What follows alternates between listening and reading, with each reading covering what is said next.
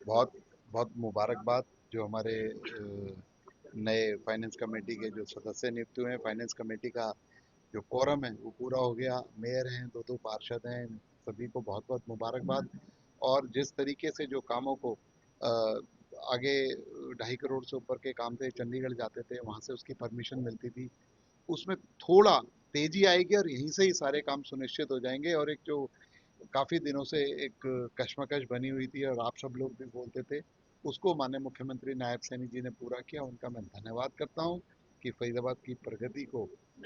Non stop जिस तरीके से मुख्यमंत्री जी काम करते हैं उसी तरीके से गति देने के लिए उन्होंने जो काम किया है, सभी फरीदाबाद वासियों की तरफ से उनका बहुत बहुत धन्यवाद। शहर के विकास के लिए महत्वपूर्ण था कि कमेटी का गठन हुआ, अब हुआ है, कितनी गति मिलेगी विकास में? देखिए, ऑब्वियसली पहले से ज़्यादा तेज गति मिलेगी और जितने भी जो कमेटी है नीचे ही एग्जामिन करके कि जो जो काम है, जो करने लायक हैं, जो करने लायक नहीं है, किस में गति देनी है, किसको कब करना है, वो सब निर्णय ले पाएंगे नीचे ही, क्योंकि लोकली सब बैठते हैं, लोकली देखते हैं, लोकल क्षेत्र के ही काम है। मैं समझता हूँ सभी वार्डों को, जो 46 के 46 वार्ड हैं, कोई डिस्क्रिमिनेशन नहीं होगा, किसी तरीके की पार्शलिटी ना करके उसको तेज गति देके पूरे फरीदाबाद का समग्र विकास जो मुख्यमंत्री जी का सपना है वो करने का काम नगर निगम करेगा। सर, लंबित पड़े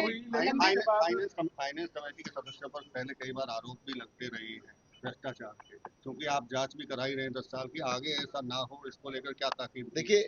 जो पुरानी गलतियां उनसे लोग सीखते ही हैं कि जिस तरीके के उन्होंने पुराने लोगों ने जो गलतियां करी हैं जिनके टाइम पर हो पाई हैं, तो उनको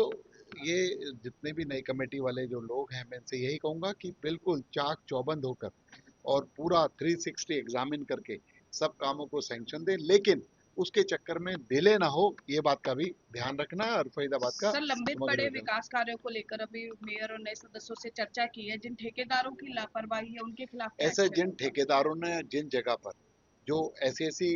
शिकायतें आई हैं, एक एक विधानसभा, एक एक वार्ड में कहीं 10-20 काम 6-6 महीने से अलॉट हुए पड़े हैं, लोग काम नहीं कर रहे, किसी विधानसभा के अंदर है, कोई काम ना रुकने पाए, सभी को शो कॉज नोटिस दे दिया जाए और उनसे पूछा जाए, अगर वो करने में असमर्थ हैं तो उनको ब्लैकलिस्ट किया जाए, क्यों काम लिया था, किस तरीके से जनता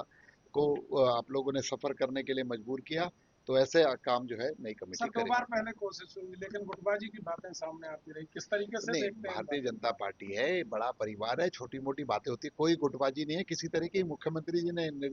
अपना डिसीजन लिया, 2 लोगों को चुनकर भेज दिया, कमेटी अपना अच्छा काम कर रही है। कमेटी के बाद सर अब सीनियर डिप्टी मेयर बरसात को लेके यही तैयारी है कि जो आप जगह जगह जाकर जब पानी भरता था और उससे दिखाने का जो काम करते थे, आपकी मेहनत को कम करने का काम नगर निगम करने जा रहा है। और अब पहले से कम जगह पर, बहुत ही ज्यादा कम जगह पर पानी का भराव होगा, और जहां भी होगा तो 1 घंटे से ज्यादा पानी नहीं टिकेगा, ऐसा मेरा हुआ है। और आप भी कॉपरेट करना, गिलास को भरा हुआ दिखाने की कोशिश करना, खाली गिलास को दिखाने के लिए भी हमें उसको भी बताना, लेकिन भरे हुए गिलास के बारे में बताएंगे तो एक शहर में पॉजिटिव माहौल बनेगा। फाइनेंस कमेटी के बाद सर सीनियर डिप्टी मेयर और डिप्टी मेयर का ये तो शहरवासियों सरकार का पार्षदों का क्षेत्राधिकार है, जैसे जब जब चाहेंगे बन जाएंगे, लेकिन इस कमेटी की वजह से जो डेवलपमेंट के काम रुक रहे थे, विकास के काम रुक रहे थे, उनको गति मिलने का। सर विजिलेंस को पत्र लिखा है आपके डिपार्टमेंट की तरफ से, आपकी तरफ से? नहीं, विपुल गोयल ने लिखा जी। हाँ, मुख्यमंत्री जी को, चीफ सेक्रेटरी को भी लिखा, और विजिलेंस के जो डीजी है उनको भी लिखा है कि 10 साल की कार्रवाई, क्योंकि